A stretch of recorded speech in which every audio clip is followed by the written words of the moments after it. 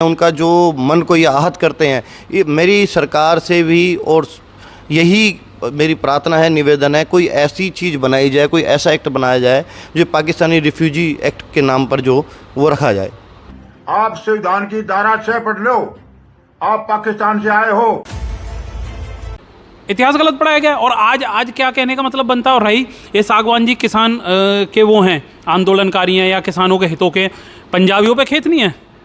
मेवात में किसी पे 30 एकड़ है, किसी पे 25 एकड़ है, किसी पे 20 एकड़ है, पलवल में है, तो किसान तो वो भी हुए। हिसार के अंदर एक समाज के व्यक्ति को पाकिस्तानी रिफ्यूजी कहा गया है, ये बहुत ही निंदनीय है और बहुत ही दुखद है।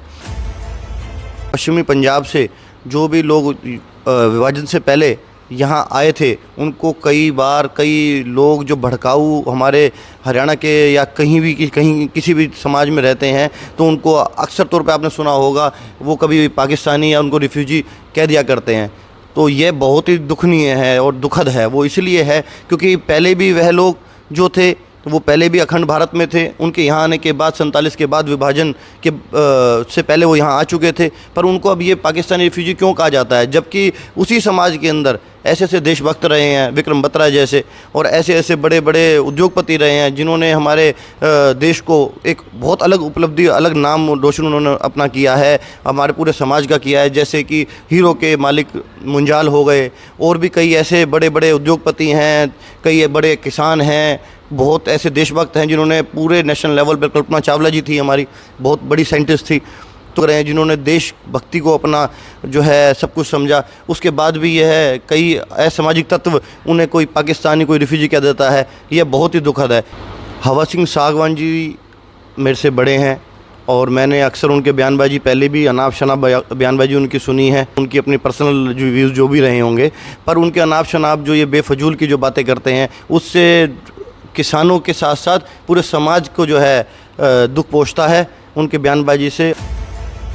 मैं तो जी आपके माध्यम से एक बात ही कहना चाहता हूँ। मैं ब्राह्मण हूँ, मुझे समझ में एक बात नहीं आती। पहले तो मैं सागवान जी को ही बोलना चाहता हूँ कि सागवान जी आप ये देखिए कि पाकिस्तान बाद में बना है, ये लोग पहले से हैं अखंड भारत में, तो ये भारतीय हैं, वो पाकिस्तानी नहीं हैं।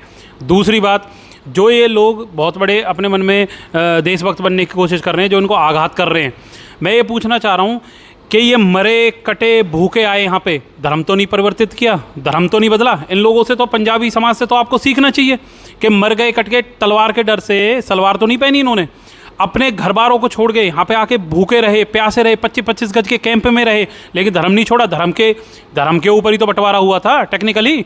यदि ये धर्म परिवर्तित कर लेते तो ये आज भी शान शौकत में रहते, लेकिन नहीं। आपको पंजाबी समाज से सीखना चाहिए। दूसरी बात, जो ये सागवान जी कह रहे हैं, जो भी रिफ्यूजी शब्द लगाता है या पाकिस्तानी शब्द लगाता है, मैं एक बात और पूछना चाह रहा हूँ कि जैसे कश्मीरी पंडित एक लोगो था जिसमें सब समाज थे, क्षत्रिय, ब्राह्मण, शूद्र, वैश्य सब थे उसमें। कश्मीरी पंडित लोगो इसलिए लिया गया जिससे कि हिंदू एक ना हो, ऐसी पंजाबी लोगो है। पंजाबी में क्षत्रिय भी है, ब्राह्मण भी है, शूद्र भी है, वैश्य भी है। तो ये मत कहो कि केवल पंजाबी समाज नहीं, पंजाबी समाज में सारी जातियाँ आती हैं। अगर आप इनको टॉर्चर कर रहे हो या इनको परेशान कर रहे हो तो आप खुद देशद्रोह का काम कर रहे हो। दूसरा, अरे आपको ये देखना चाहिए कि इनसे हमें सीखना चाहिए कि अपने दम पे बिजनेस इन्होंने बनाया। आज एग्जांपल के तौर पे कैंप मार्केट देख लो, अपने दम पे इन्होंने वो ऐसा स्टेबलाइज कर दिया वो बिजनेस के लोग बाग पूरे शहर को छोड़ के वहाँ पे कैंप मार्केट में जाते हैं, जो कि हाईवे से ही बहुत दूर है और घुसने में भी टाइम लगता है, निकलने में भी टाइम लगता है। अरे इनसे सीखने वाली बात सीखो ना आप, यदि सीखना है तो आप ये कमेंटबाजी क्यों कर रहे हो। दूसरा, आप ये देखो, हमारे सीएम साहब रहे हैं खट्टर, सीएम साहब हमारे खट्टर रहे हैं, जो कि मनोहर लाल खट्टर जी थे। देखा जाए तो आप उनको भी टोंट कस रहे हो, ये तो गलत है। मैं तो यही कहूँगा जी, ऐसा ना करें, और ऐसा करते हैं तो पहले अपने ग्रेवान में आप झांकें। गलत कहा उन्होंने। मेरे दादाजी की उम्र 96 साल है, जीवित हैं, दिल्ली पुलिस से पेंशन होल्डर हैं। मुझे उनसे सीखने को मिलता है, वो बताते हैं कि पंजाबियों ने क्या क्या सहा, दिल्ली में भी आए, पलवल में भी आए। तो आपको इतिहास ही गलत पढ़ाया गया है, इतिहास गलत पढ़ाया गया है। और आज क्या कहने का मतलब बनता है। और रही ये सागवान जी किसान के वो हैं आंदोलनकारी हैं या किसानों के हितों के, पंजाबियों पे खेत नहीं है। मेवात में किसी पे 30 एकड़ है, किसी पे 25 एकड़ है, किसी पे 20 एकड़ है, पलवल में है, तो किसान तो वो भी हुए। तो इसलिए मैं खुद ब्राह्मण हूँ, इन चीज़ों को ना कहते हुए ये चीज़ें गलत होती हैं। और मैं ये भी प्रार्थना करूंगा सरकार से, ये SC/ST एक्ट है, ऐसे ही यदि पंजाबियों से कहा जाए, रिफ्यूजी कहा जाए, या कोई भी गलत अभद्र भाषा का यूज किया जाए जो कि सही नहीं है, मानहानि के दायरे में आता है, तो ऐसे ही SC/ST एक्ट जैसा ही इनके लिए कोई एक्ट बनाया जाए। आप ये देखो जी, कैप्टन अभिमन्यु जी आएंगे पलवल 8 तारीख को सर्व समाज की बैठक के लिए, भाईचारा बढ़ाने के लिए। यदि इस तरीके की बात होती रहेंगी तो भाईचारा कहाँ बनेगा? भाईचारा नहीं बनता ऐसे। यदि हिंदुत्व बनाना है तो बहुत सारी चीज़ों पर कंट्रोल करना पड़ेगा आपको। आप 35 बरादरी में आपस में आप लड़ रहे हो, भिड़ रहे हो। 36वां मजहब तो अपना काम कर रहा है, अच्छी तरीके से सुचारू रूप से कर रहा है। ये 35 बरादरियों में ही आपस में आप लड़ाई झगड़े बना रहे हो अपनी बातों से। आप एक जिम्मेदार आदमी हो, मैं सागवान जी से कह रहा हूँ, आप जिम्मेदार आदमी हो, तो आपके बातों का असर होता है। ऐसी बातें मत किया करो जिससे आघात होता है जी। इनकी इसमें कोई गलती नहीं है किसी पंजाबी समाज की।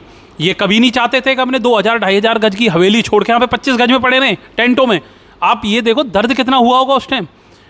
कश्मीर पंडित का भी सेम ही दर्द है। तो ऐसे मत कहो आप लोग।